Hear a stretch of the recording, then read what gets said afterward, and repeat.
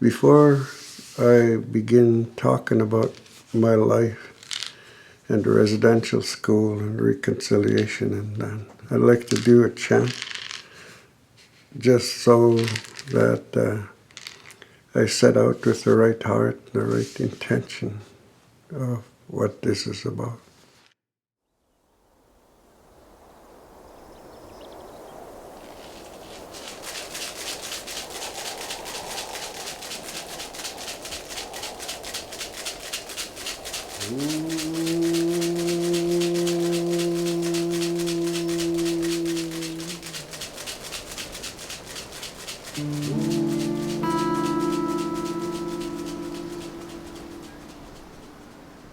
Gutiu aseni piaqtitiyo qahunnak pa ayungnak tuni imailigi gutinak soktaule. Gutiu ma tamaita piyugi pai tamaita lu maliktigilunigi. I went to school, residential school, when I was 8 years old. My parents were not going to send us three younger ones to school because all our older siblings, our parents, and one of our grandparents went to that same school. But the priest came and said, well, if you don't send them, you'll go to jail and they'll go to school anyway. So we ended up in school. But the things that came out of it was a direct attack on the very fiber of our culture, to take away our culture and take away the children, which is our highest law, is to safeguard and protect the children, all children. Every child, you want your kids to grow up and grow and live in a beautiful garden. But if you don't set them up for success, you give them a barren piece of land, an old stick for a shovel, and really dry old seeds, they're going to have a really hard time growing that beautiful garden you want them to grow. Over 20, 30 years, they might be able to, but it's not going to be easy. Whereas you set them up with a very arable piece of land with a lot of good topsoil, nutrients in the dirt, give them a brand new shovel, brand new seeds, put it where they have access to water and sunshine, they're going to be able to grow and live in that beautiful garden you want them to. Well, I remember when I was in kindergarten, I really liked my teacher, like she was a nun too. And because I think because I read good, and every time, she has someone is reading good, she'll reward them with a candy. It made me want to read better each time. So I could get some candy. And she was really nice. And, now when I look back, some of the nuns were really young. They must became nuns when they were quite young. And she was very nice. All my life, I heard so many stories, sad stories and funny stories, because in truth, as I understand it, because I didn't go to residential school, my parents were adamant that my brother and I should not go to a school like that. Parents were never taught to show emotions when they were in residential school, and crying too. Like I remember when something happens, my mom will say, it's okay, don't cry. It's not good to cry. So I only can know really through the stories of those relatives and family members and so forth that went to those schools. And like I said, it was my first time being in the school. They walked me straight up to the office. Went into the office, got strapped, came out. My cousin showed me where grade 1 was, so we had to walk down to grade 1. We walked into the classroom, and the nun who was teaching grade 1 said, you guys are late. You guys have to go up here. And I was like, what for? And she's like, well, when you're late, you get the strap.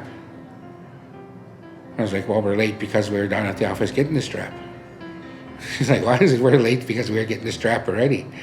So she went and asked the principal, and she came back and said, you're lucky you weren't lying, or else you would have got strapped more. I went and talked to Sister Marie, and she said, it's true, you were down there getting the strap already. So I think that'll be enough for today, but if you're late again, you'll get the strap. So I was very mixed up I was very mixed up out of the boarding school. I used to think when I go home, when we go home I can't help to be emotional. Anyway, when I go home, I sit behind our home, and I used to think that was my only world. And I'd hear children crying at night and hear kids being beat up. And I got beat up like I was a man, and that left a very deep mark on my soul. I grew up on stories of residential school. My mother and father met at residential school. My mother was 13 years old. My father was 17. And my father said when he saw her, he knew she was the one. He always kids us, and he always was like, well, I know you kids would say that was wrong, but that's the way I felt. When I was a kid, in my snowsuit, I would always go outside, and the snow outside was always hard. Like, it wasn't fluffy or anything like that. And so I would just sort of fall onto the snow and just have my fur around my face. So my face wasn't in the snow. And just sort of feeling the warmth from the cold. My great-grandparents, they were retired, so they were just like around the house and stuff. And my mom would take us over to visit almost every day. And what I remember about my great-grandparents, they both are passed away now, are my grandpa with his big belly sitting in his chair, and he would always have like those mints in his mouth, like green mints and stuff. And I was brought up by my cookum, had no father figure, so I was like, I didn't know who to go, so I found this elder. Like I said, I found this elder, and that's who helped me. He told me, and I had to go home and find it on my own. Because for me, I'm Plains Cree, and my baby's mother is Soto. So there's two different teachings. Like, she has a Soto, she has her Indian name, but it's in Soto. I can't pronounce it, but it's woman that walks alone on Mother Earth. That's her name in Soto. So for me, that her having that, I want to engage my cultural, like my kind cultural acts and activities, language. The story with my family is how we kind of were raised on the cusp on how things were changing in Canada. So it's almost the way I would demarcate it would be with how, say, Hollywood would treat our perceptions of who we are. And I remember my mom, even though she looked very indigenous with her features, she was a little lighter, but you could tell she was mixed. And so as a kid, I spoke and hung out with a lot of Inuit kids that only spoke Inuktitut, and I spoke English to my mom. And so there was a fragment in how I thought people interacted with me. I thought adults only spoke English, and I thought kids only spoke Inuktitut. And so in the summer, when my mom and I would travel, one summer I was in Edmonton at the playground, and I went up to some kids and I was speaking Inuktitut to them, and they kind of looked at me like, I don't know what you're talking about, and ran away. And I was so heartbroken. I ran back to my mom and I said, Mom, miss home. And she was like, I know you do. I wish I could find out the answer to find out who I really am, and, you know, what is my purpose in life? Am I just here to have fun, or am I here to, you know, serve the community, which I would, you know, do, because that's what I think the purpose is for me to be here, is to, you know, sort of serve the community and help as much as I can. But often, sometimes I think that, you know, I'm not here for any reason. I think it's, you know, I have to find my reason.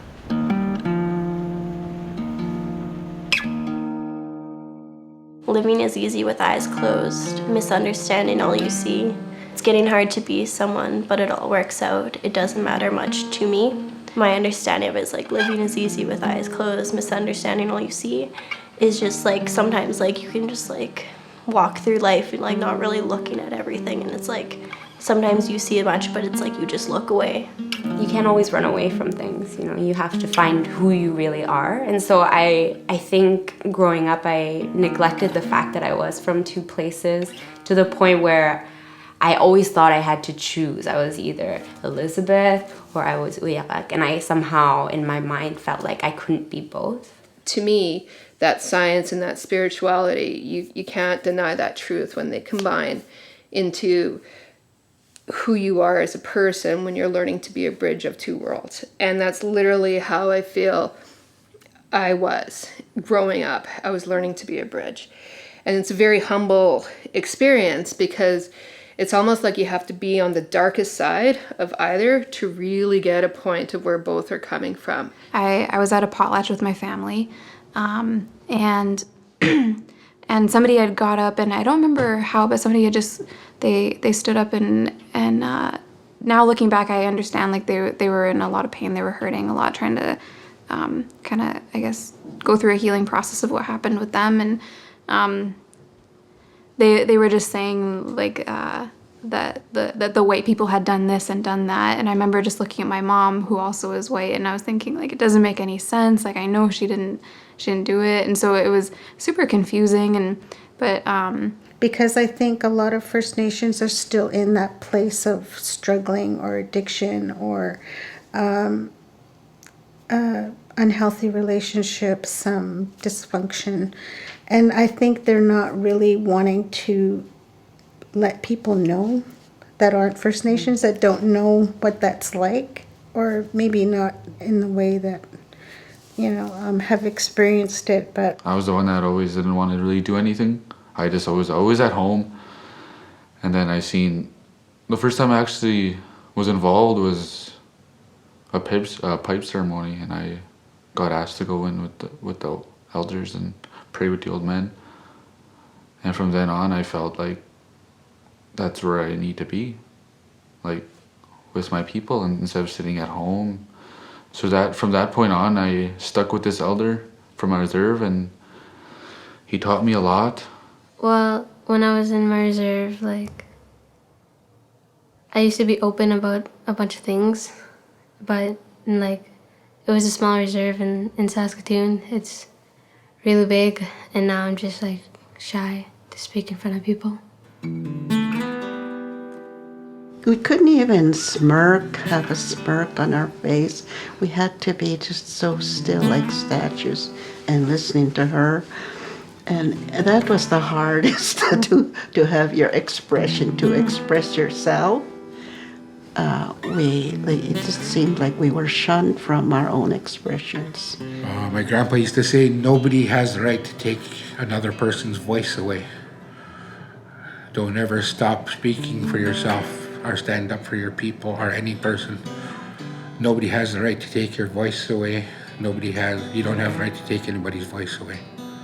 When I was standing up there, I would just stand there and I was starting talking, and then this one girl told me to stop and told me to get out of here, and saying that I shouldn't be talking because I saw it in how the youth perceived their town and how they would say exactly what I would say when I was their age, that they wanted to leave, that it wasn't because it was small and because it was boring, but because it's because of how, it's structured socially. And the law about taking care of our offspring and the children, our highest law, it's hard to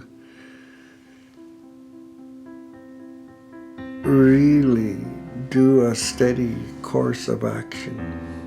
One thought that I have regarding what is it in the Indigenous community that allows it to continue to grow and to flourish despite the injustices of the past, it centers around community. It centers around this just enjoyment of being together. I think it's the healthy relationships. It's the sense of family, security, community, belonging, and the trust is there. I mean, we all it's just harmony. Like, there are things that are it's just really natural. I knew I wasn't a bad person inside. And I was just waiting but scared to move. my belief was I start all over again, like that cycle will remain the same. I never dreamed that it's gonna go a different way. It's the cycle that I was living. One thing I think where we're at right now,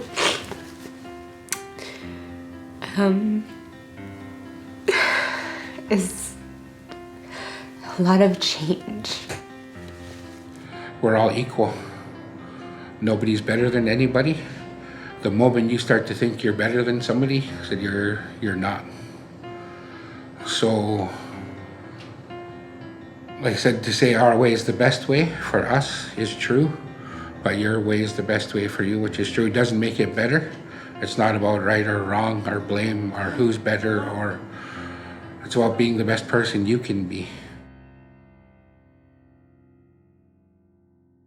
My wife and children were in Vancouver, and I slept in the living room that night. And it was during the summertime, and I had all the the windows open because it was pretty warm through the night. And I woke up and I could see all these children. I could hear them running down the hallways.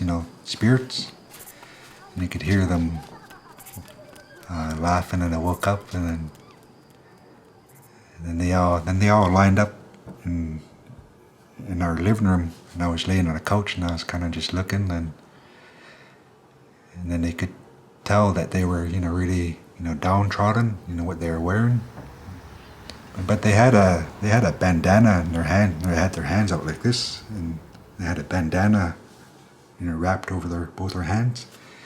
And I says, what's that bandana for? And then they were just standing there, not saying anything. And then all of a sudden started just singing that song. That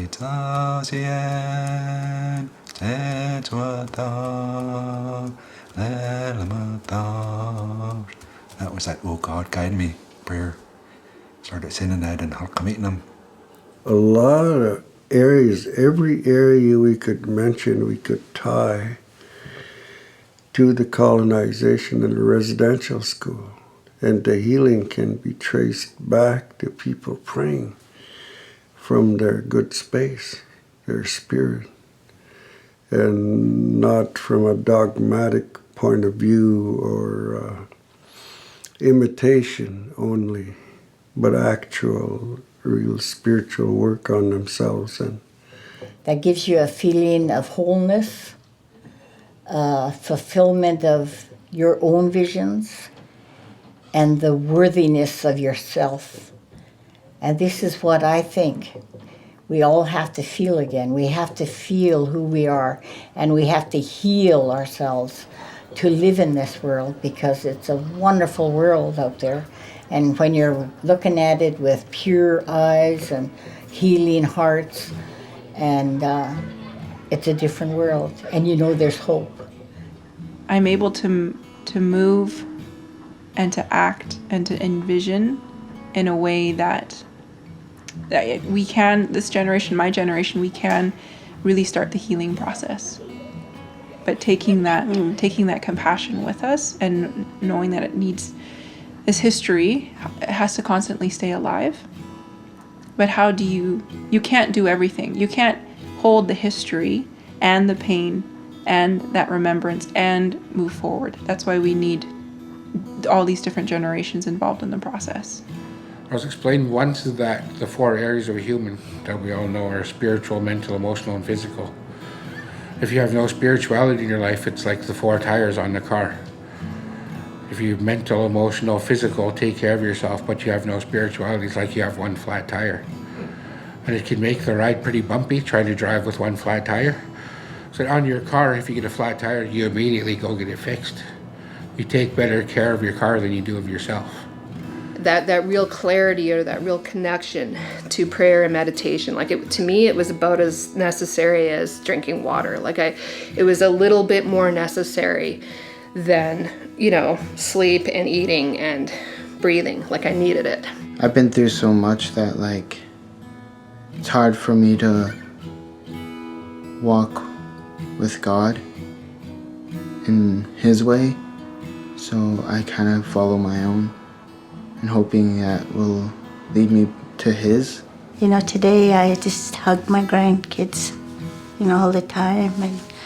And I think a lot of it too is now that I'm, you know, getting older, you know, even movies I cry now, you know. It's just, you know, even if somebody says a sad story, I almost cried with Allison just now.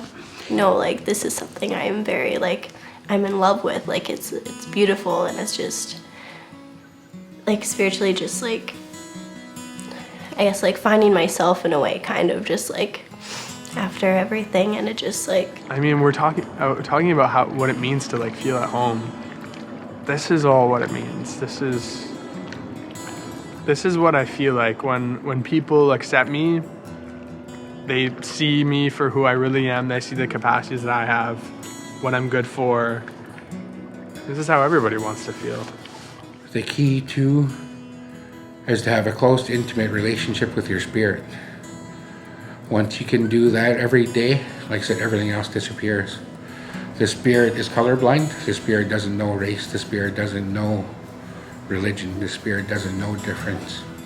It gives me great comfort to think about that, because it's on a global scale and not just in my area or just in yours or yours, but it's all over. There was always this concern for generations after. It was never just, oh, what are we doing right now, or what's good for me.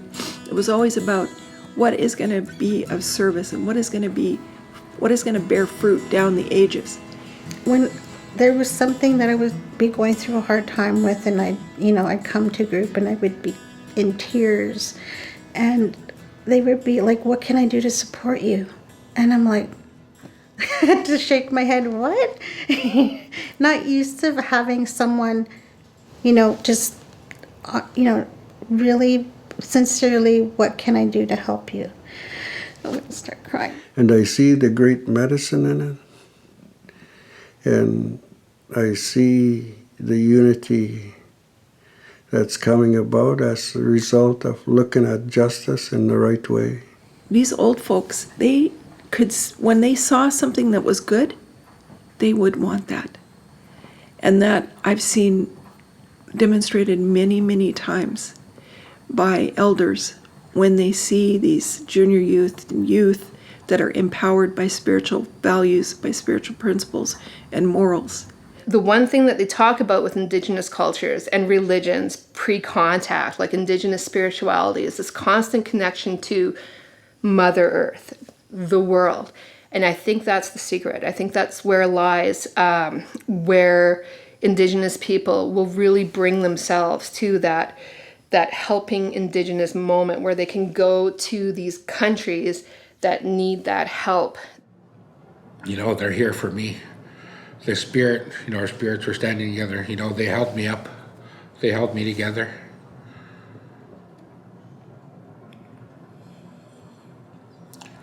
And that's what having that fourth tire inflated can do for you. Bring justice to the ones that have suffered injustice. But the process of decolonization, if you will, is our spirituality and the things that bring you to your purpose and your meaning.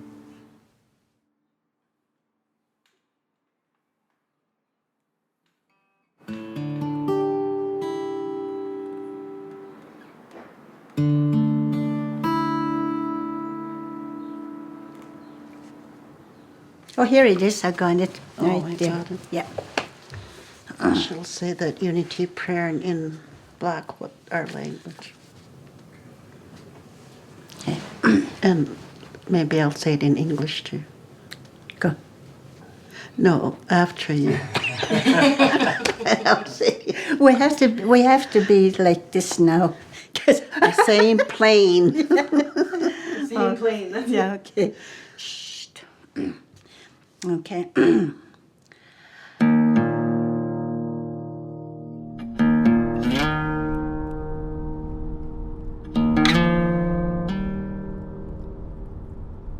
Ayo abstatuki, ayo abstatuki.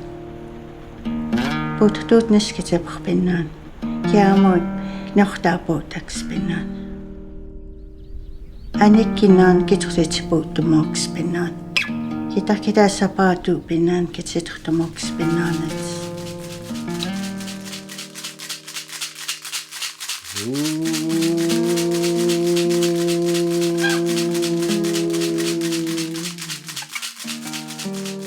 Ispomo sapistutuki. Okitayika kimayak. Ayo apistutuki. Nanokitskikinan. Kamutsepiukinan mo anakimatsesistukaksen. And I think that a lot of Indigenous people would relate to the clarity that one feels when you finish a sweat, or the clarity that you feel when you're at a powwow and you're hearing the drums and you're close and you're near your home, and it's as close to home as you're ever going to get in this world.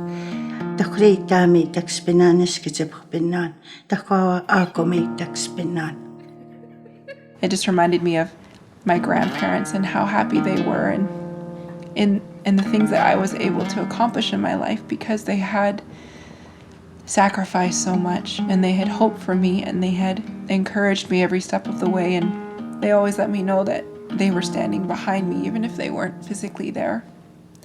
And I wanted to say to the elders in the audience, here I am. This is what you hope for. Aino kispomokinan apistutuki. Ayo apistutuki. Ayo apistutuki. Ayo apistutuki. Ayo apistutuki.